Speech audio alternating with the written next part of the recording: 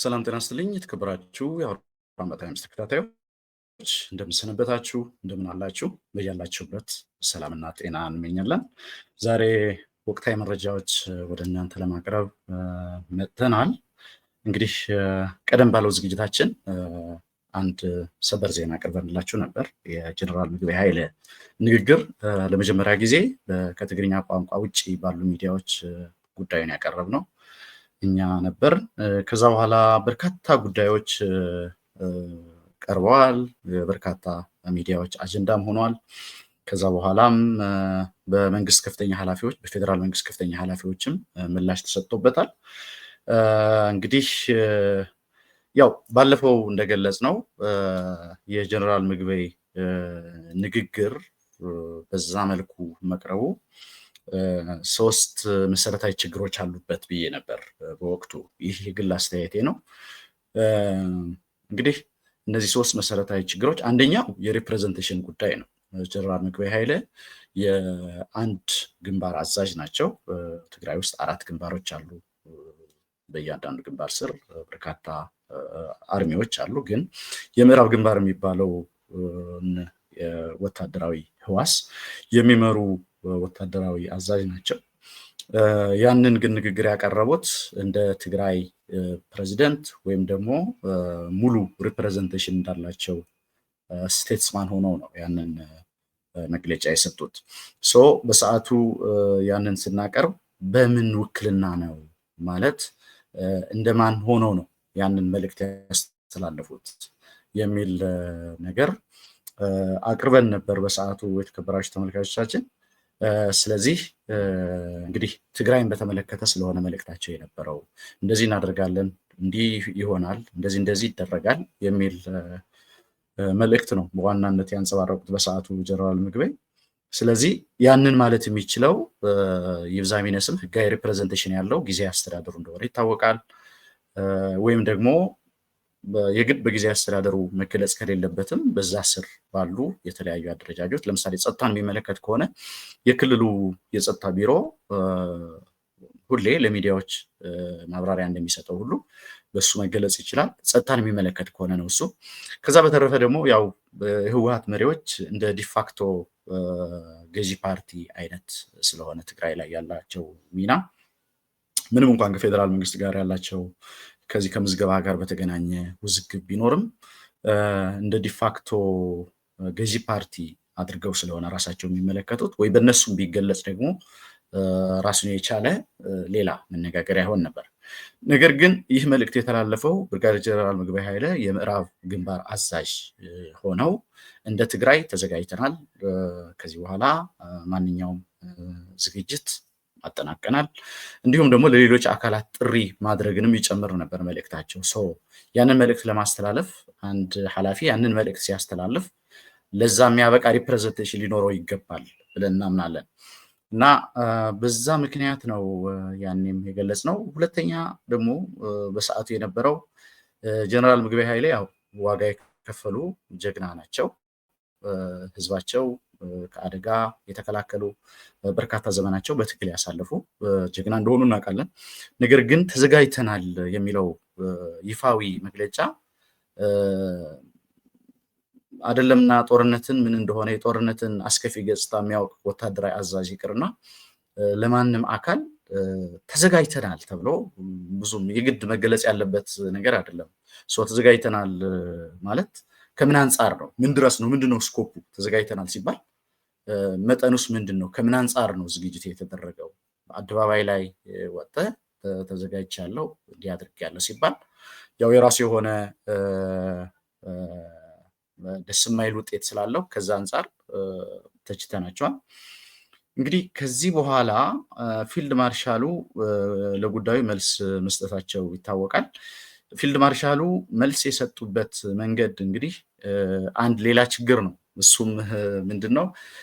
ጀነራል ምግበይ በምን ሪፕሬዘንቴሽን እና በምን ኃላፊነት ነው ያንን መግለጫ የሰጡት የሚል ውይይት ላይ ያለ ሰው ነው እንግዲህ ፊልድ ማርሻሉ ያንን ደግሞ እሱን በተመለከተ መግለጫ የሰጡት። በዚህ ሂደት ውስጥ ትንሽ ነገሩን አዛብተውታል ፊልድ ማርሻሉ። ነገሩን አዛብተውታል ሲባል ልክ የሬዚስታንስ እና የብሔርተኝነት መልክ እንዲይዝ ነው ያደረጉት። ለምሳሌ ይሄ ቀደም ሲል የገለጽኩት ጀነራል ምግበይ እንደዚህ ማለት ይችላሉ ወይ የሚለው ቴክኒካል ነገር ወደ ጎን የሚተውና ምክንያቱም ፊልድ ማርሻሉ ለፓወር ኢስታብሊሽመንቱ ነው መልስ የሰጡት፣ ለፓርቲው ለህወሓትም።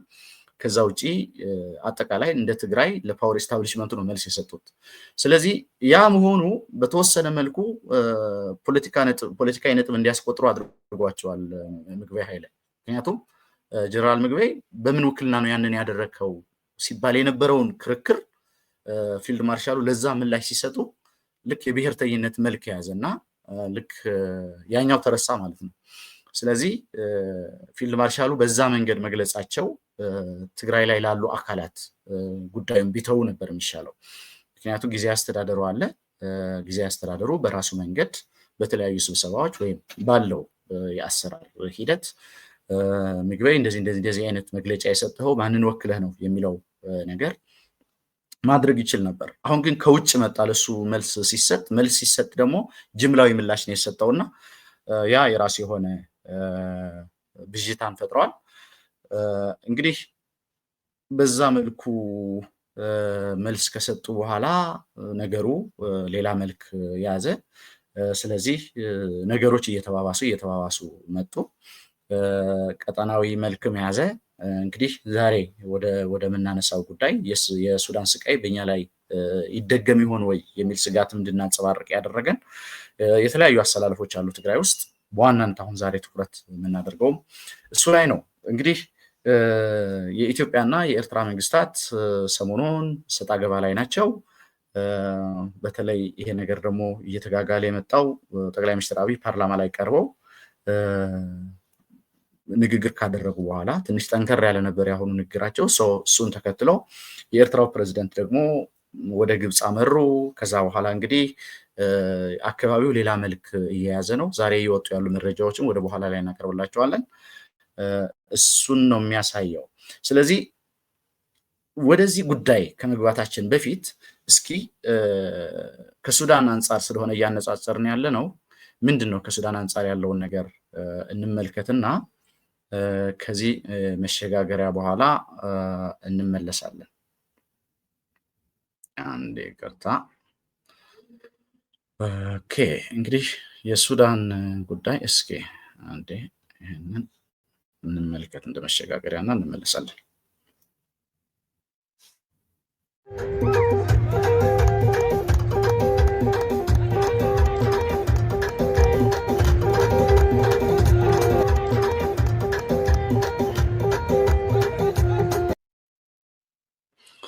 እንግዲህ ተመልካቾች ሱዳን በአሁኑ ሰዓት ሱዳን ላይ ያለው ሁኔታ ይታወቃል።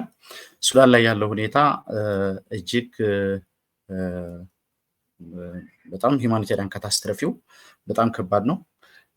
ሱዳን ለዘመናት በሰላማዊነቷ ነው የምትታወቀው። እንዲሁም የጎረቤት ሀገራት ስደተኞች እጇን ዘርግታ በመቀበል ነው የምትታወቀው። ነገር ግን ከኤፕሪል 15 2023 በኋላ የተከሰተው ደም አፋሳሽ ጦርነት ግን ኮምፕሊትሊ ሱዳን የደም ምድር እንድትሆን አድርጓል። ይህ ደም አፋሳሽ ጦርነት ደግሞ ከጊዜ ወደ ጊዜ እየተባባሰ ለከፋ ሰብአዊ ቀውስ ዜጎቿን ቀውስ አጋልጧቸዋል። ለምሳሌ በምሳሌነት መዲናዋ ካርቱም እንኳን ብንመለከት 6 ሚሊዮን ፖፑሌሽን የሚኖርባት ካርቱም ከ6 ሚሊዮኑ 3 ሚሊዮን ያህል ነው የተፈናቀለው። እንግዲህ ይህ ዳታ ከጥቂት ወራት በፊት የነበረው ዳታ ነው። 3 ሚሊዮን ያህል እንግዲህ 6 ሚሊዮን ፖፑሌሽን የሚኖርባት ከተማ ላይ 3 ሚሊዮን ያህል 50% ሲፈናቀል ምን ማለት እንደሆነ የአደጋው መጠን ማወቅ ይቻላል። በአገር አቀፍ ደረጃ ወደ 10 ሚሊዮን የሚጠጉ ዜጎቿ ተፈናቅለዋል። እንግዲህ ከዚህ ውስጥ 2 ሚሊዮን ወደ ጎረቤት ሀገራት ወደ ቻድና ግብፅ የተሰደዱት፣ አጠቃላይ 25 ሚሊዮን የሚሆን ህዝብ አስቸኳይ እርዳታ ይፈልጋል። ከዚህ ውስጥ እንግዲህ 15 ሚሊዮን የሚሆኑት ህፃናት ናቸው። እንግዲህ ይሄ ቀላል የሚባል ሰብአዊ ቀውስ አይደለም ሱዳን ላይ የተከሰተው። ይህንን እንደ ባክግራውንድ የምናወራበት ዋናው ምክንያት ቀጥሎ ያለውን ለማንሳት ነው። እንግዲህ ይህ ሰብአዊ ቀውስ ምንድን ነው የፈጠረው? እንደሚታወቀው ጀነራል አልቡርሃን እና ጀነራል መሐመድ ሐምዳን ዳጋሎ ናቸው ከግራም ከቀኝም ሆነው የራሳቸው ደጋፊ ይዘው ውጊያ ውስጥ ያሉት ትግራይ ሱዳን ውስጥ እነዚህ እንግዲህ ምናልባት እንግዲህ 2019 ነው የሚጀምረው ይሄ ጉዳይ 2019 ጀነራል ዑመር ሐሰን አልበሽር ከስልጣን ከተነሱ በኋላ ነው እነዚህ ጀነራሎች ሁለቱም ጀነራሎች ጀነራል አልቡርሃን እና ጀነራል ሐምዳን ዳጋሎ ወደ ስልጣን የመጡት ዋናና ምክትል ሆነው ጀነራል አልቡርሃን ዋና ጀነራል ሐሚቲ ወይም ጀነራል መሐመድ ሐምዳን ዳጋሎ ደግሞ ምክትል ሆነው ቀጠሉ። ከዛ በኋላ ከ2019 እስከ 2023 ድረስ እስከ ኤፕሪል ድረስ አብሮ ከቀጠሉ በኋላ እንግዲህ በመካከላቸው በተፈጠረው ግጭት ነው ከ2023 ኤፕሪል 15 ጀምሮ ቀውስ የተፈጠረው ማለት ነው።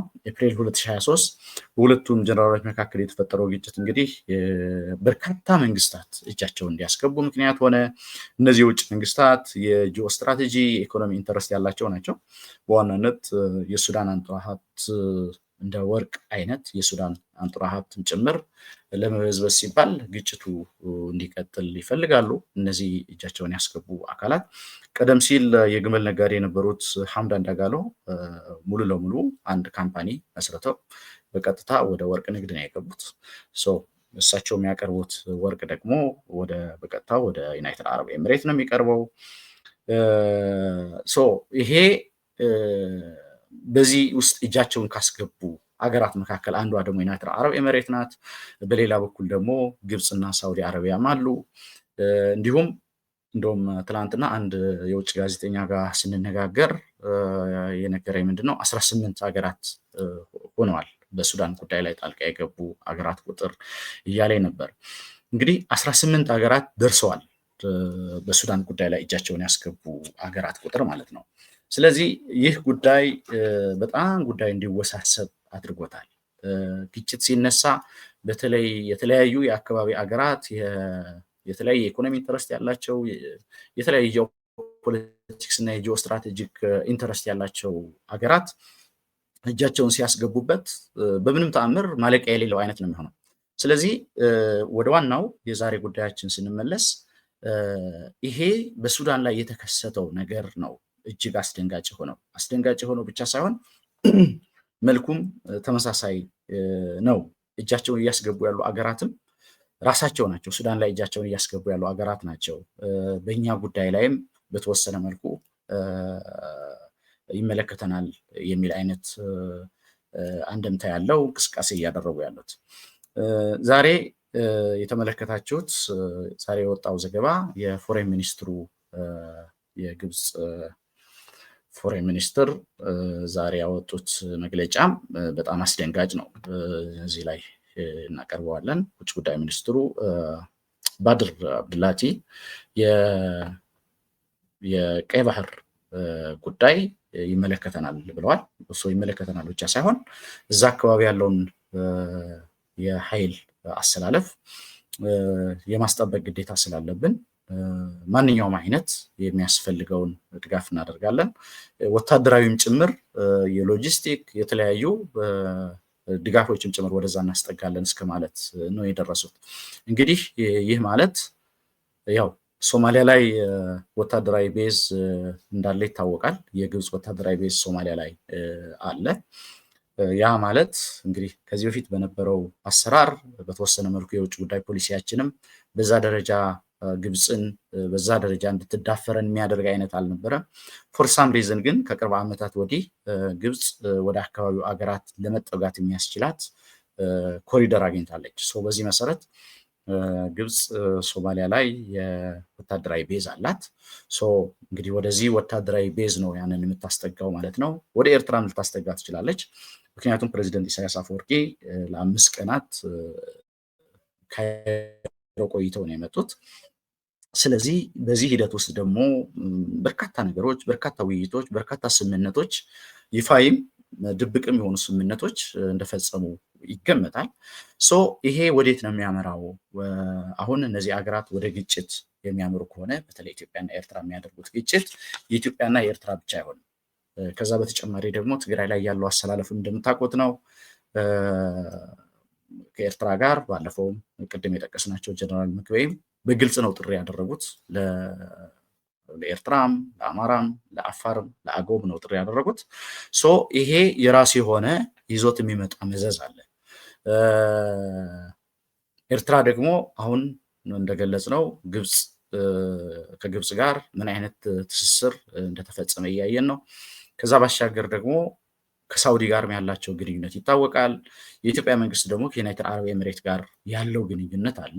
በበርካታ የትብብር ማዕቀፎች አብሮ እንደሚሰራ ይታወቃል። እዚህ ላይም ሌላ ራሱ የቻለ የትብብር ማዕቀፍ ሊመጣ ይችላል። ወደ ግጭት ሲገባ እነዚህ ሀገራት ዝም ብለው ይመለከታሉ ማለት አይደለም። ስለዚህ አሁን እንኳን ዝም ብለን ገና ግጭቱ ባልተነሳበት ሁኔታ አሁን እንኳን ስንገምት ቢያንስ 4 ሀገራት ደርሰዋል። ኢትዮጵያና ኤርትራ መካከል የሚደረግ ግጭት ወይም ደግሞ በተወሰነ መልኩ ትግራይ አካባቢ የሚደረግ ማንኛውም እንቅስቃሴ ምን ሊጎትት ወይ ምን አይነት መዘዝ ይዞ ሊመጣ እንደሚችል ኦልሬዲ እንደምንመለከተው ነው። ስለዚህ እነዚህ ሀገራት ለጊዜው ይሄን መልክ አለው ማለት በቀጣይ ደግሞ ሌሎች ሀገራት ደግሞ አይቀላቀሉበትም ማለት አይደለም። ስለዚህ በተለይ ከጦርነት አዙሪት ያልወጣ ማህበረሰብ እንደ ኢትዮጵያ አይነት በተለይ ትግራይ የነበረችበት ሁኔታ ብዙዎቻችሁ ያው የትግራይን ጉዳይ እንግዲህ ከጦርነት ሂል ያላደረገ ማህበረሰብ ነው ያለው። በርካታ ኢኮኖሚያዊ፣ ስነልቦናዊ ጠባሳ የደረሰበት በርካታ ያልተፈወሰና ያልዳነ በርካታ የጠባሳ የኢኮኖሚም የስነልቦናም በርካታ ጠባሳዎች ያሉበት ማህበረሰብ ነው። በዚህ ሂደት ውስጥ ነው እንግዲህ ይህ ደግሞ በጣም በመልኩ ለየት ያለው እና ብዙ ዋጋ ሊያስከፍል የሚችል አይነት ጦርነት እየመጣ ያለው። ስለዚህ በተቻለ መጠን ይሄ እንደ ሱዳን የመሆን እድላችን ከባድ ነው። ምክንያቱም አገሮቹ እነሱ ናቸው። አሁን ቀደም ብዬ እንደገለጽኩት ግብፅ እጄን አስገባለሁ እያለች ነው። በቀጥታ ተሳታፊ ናት በሱዳን የእርስ በርስ ግጭት። ከዛ በተረፈ ዩናይትድ አረብ ኤሚሬትም ተሳታፊ ናት በሱዳን የእርስ በርስ ጦርነት፣ ምክንያቱም ጀነራል ዳጋሎን በመደገፍ ከዛ ባሻገር እነ ሳውዲ እና ሌሎች ደግሞ እንደገና አልቡርሃንን በመደገፍ ተዋናዮች ናቸው። ከዛ ባሻገር ቅድም እንዳልኩት እነዚህ የነዚህ አገራት እጅ ማስገባት ደግሞ የሚወልዳቸው ሌሎች ኮንሲኩዌንሶችም አሉ። ስለዚህ ከዛ ባሻገር ደግሞ እንደገና ሌሎች አገራትም እጃቸውን ማስገባታቸው አይቀርም። ስለዚህ ጉዳዩ በጣም አሳሳቢ ስለሚሆን ምንድነው ማድረግ ያለብን እንደ ህዝብ፣ እንደ ሀገር፣ እንደ ማህበረሰብ እዚህ ጉዳይ ላይ ምንድነው ማስቀረት ምንችለው፣ ምንድነው ማድረግ ምንችለው የሚለው ነገር አይ ቲንክ ልሂቃን ሰከን ብለው የሚወያዩበት ጊዜ ደርሷል እና አንዴ ማንኛውም ነገር ከእጃችን ከወጣ በኋላ ለመቀልበስ በጣም ከባድ ነው የሚሆነው። በርካታ በእንደዚህ አይነት ግጭት ቀላል በሚመስል አይነት ግጭት ወደ ጦርነት ገብተው በምንም ተአምር መመለስ ያልቻሉ ብቻ ሳይሆን በጣም ጸጸት የማይመለሰው አይነት ከፍተኛ ውድመት የደረሰባቸው አገራት ቁጥር በጣም በርካታ ነው። ስለዚህ እየተደገሰ ያለው ነገር በተለይ የአካባቢው አገራት እያደረጉ ያሉት ነገር በጥንቃቄ መታየት አለበት። በተቻለ መጠን ደግሞ ጦርነት ሊያስቀር የሚችል አይነት ድምፅ ከተለያዩ አካላት፣ ከሚዲያ አካላት፣ ከተለያዩ ተሰሚነት ካላቸው ልሂቃን እንዲሁም ደግሞ በዲፕሎማሲ እንዲሁም ደግሞ በተለያየ መንገድ ተሰሚነት ያላቸው አካላት ይህንን ግምት ውስጥ ማስገባት አለባቸው። ጦርነት ዲዘርቭ አናደርግም፣ ምክንያቱም አይተነዋል።